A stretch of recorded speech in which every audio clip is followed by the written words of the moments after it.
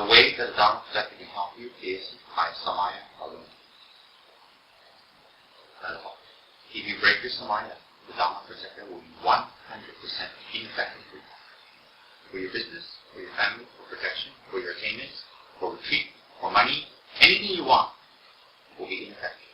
You can do all the things you want. You can take their statue and drown in the black sea, nothing more. It is totally on your commitments. Yeah. So don't run around and steal from people and they go do your Dharma practice. No effect. Very little. Don't sleep by Dharma teachings and then nothing goes in, you don't understand anything, you do Dharma practice. It's just a game. Don't have fights with your lover and your boyfriend and your girlfriend and just fight incessantly and then you do black tea. Do you know why? Very little effect. You may be pouring an ocean of black tea, but it becomes like 1 or 2 drops. Why? You're hypocritical. You're a hypocrite. You're an absolute hypocrite. Why? You're not even helping all sentient beings. And you don't think about all sentient beings. And if you don't think about all sentient beings, how can you check that? Because you can't even think about 1 or 2 beings around you. How? I'm not saying this to criticize any of you. You see, some of you have been with me for many years. Some of you have been with me for many lifetimes. Some of you have been with me for a few years, for many lifetimes. So when I teach you these things, it is in hopes of helping. Assisting. And knowledge. So if you have the merits to be here, it is 100% merits. If after today's teaching you go and you keep doing what you're doing, I did my job. Because I was advised by my protector in the hall to advise. 落咗油，係嘛？聽我冇信上，記住落咗油。He was doing this many times. The Buddha protected me. Advise your students, advise many times. Advise. I advised until I coughed blood. So, page 176, Hiroka Vajrasattva practice. Even in the Theravada Vinaya, this is not even Tantrayana Mahayana. This is in the Theravada countries, okay? Lama Yeshe says, even in the Theravada Vinaya, it is explained that whether or not a monk or a nun has broken a vow depends primarily on the mind, not on the object or the external action. All 4 components of the action, motivation, object, action, and completion, must be present for breaking the vows to be complete. The key component is the motivation, how much you are grasping. Listen carefully. The key component is the motivation, how much you are grasping.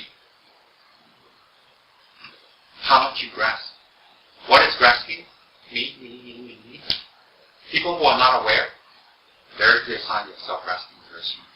Me. They always make mistakes, they lose things, they forget things, they make you repeat things, they make you say things over, they burden you, they make problems. When you live with them, they burden you. What is that? Self-grasping mind is so strong. It is so strong. And the people who know things very well, they're very quick, they're very sharp, but they don't share. And they don't give. And they don't let go. It's equal to the other person. You may be very sharp and your partner is very stupid. But if you put your partner down because they're stupid and you're sharp and it comes from a self-grasping mind, you go to hell, not them. Going to hell, or living in hell, or being in hell, or the 3 lower realms, is totally from grasping, not the action. So as I said, a nun, a monk can have sex, can steal, can run around and do all the things you think that a monk can't do, and not break the vows. It's dependent on the motivation. But that's not to say our action is not important. It is important. But I'm telling you on an absolute level. And what makes you break the vow is grasping. From grasping arises a 4 motivation. Intent, motivation, action, object, and completion. Very simple. So when Mukpo or Chicken Chungpa drink sake all day, is he drinking sake from self-grasping mind? You don't simply say, oh, he's drinking sake for the benefit of all beings, maybe he's collecting the back karma for his students, and blah, blah, blah. Maybe he has wind energy, and then he can purify. No. It's not that. That is a very small part. What it is mukho, chugin tungba. In this case, chujian doji-chang. Son doji-chang. His Holiness. His Holiness Ling doji-chang. These masters, it's not what they do, and that they can control their winds, or it's not that. What it is they exist on an absolute level. The self-grasping mind has been erected. So therefore, whatever they do is just doing. There's no good or bad, it's just doing. It's like a theatrical play. When we make a movie, it looks very real. The people get killed, blood, gore, their head gets cut off. Men make money, they lose money. And, in the movie, actually when we watch good movies, we cry.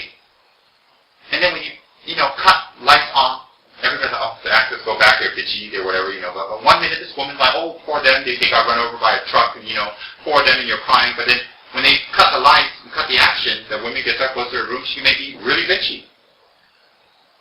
But when you watch the movie, you're so into it, and you're so attached, and you actually cry. And we idolize all this. We idolize people who can bring these emotions to us. Why? Because we can relate to that. How can we relate? Self-grasping. Similarly, when we're on this level, we're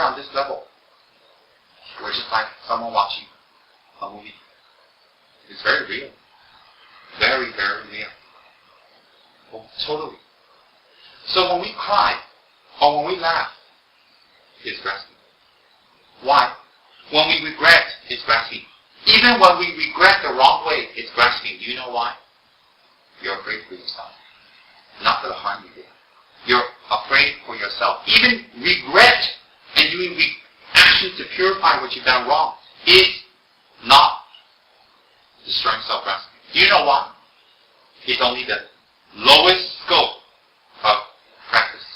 Fear for yourself. So when we regret what we did to our boyfriend and girlfriend and husbands and wives and children, maybe we didn't take care of our children, they grew up to be monsters, maybe we can take care of our parents and, we're monsters. It can be anything. When we regret and we cry and we want to do something about it and we're scared, it is still negative action. I'll tell you why. Because you're scared for yourself.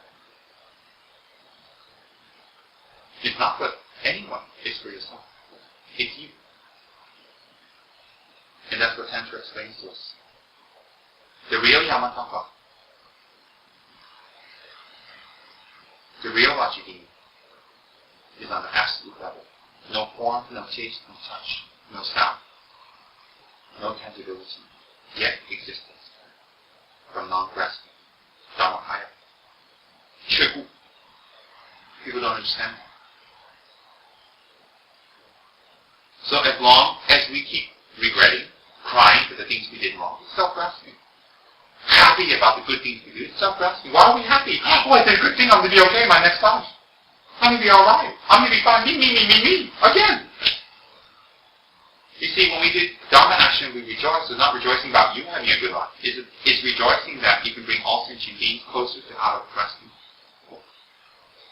So when we break our vows, and when we keep our vows, either way,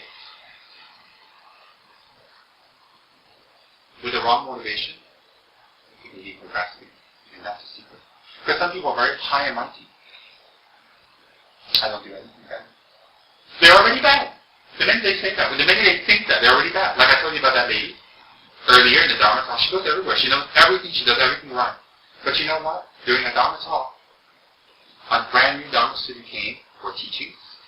And she had a beautiful, everybody had these cheapskate little bead mandalas, But she was rich in America 20 years ago. She had a silver mandala, not 3 layers, 4. And she had all these jewels and all this stuff. She was like, wow. And she did it perfectly, the mandala. Perfectly. We're all like, wow. I was thinking, not that I was thinking, wow, mandala did to me. Thinking, in my grasping mind, I think I can make more merit than her. And she doesn't need more merit. She's rich. I was thinking at that time, oh, rich. This new Dharma student came along to the new course, all blah, blah, blah, blah. Dharma students are wonderful, they're fabulous, they're beautiful, they're compassionate, they're kind, they're bodhicitta, they're in Buddhism, it's Sonren Chi, it's a great initiation, we're offering mandala. And this lady was asking questions about Sabbath, mandala, blah, blah, blah, blah. Lord, this lady was sitting there with her mandala, right? And she was doing it and all that stuff. And then you know what? In the middle of the mandala, she got flustered and she was upset. After, I don't know, 15 years of practice, she turned around to the lady. She put her mandala down, she turned around to the lady and went like this.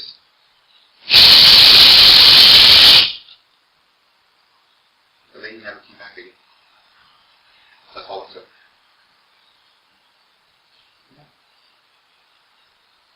Because it was not only subtly hypocritical. That's all she did. She didn't even say anything. She just went, and she looked at her in the eye. She turned around and looked at it squarely, and she just went. The lady never ever came back. That one action threw her off the Dharma. You think it's her bad karma? Yeah, it's her bad karma, but you don't have to add to it.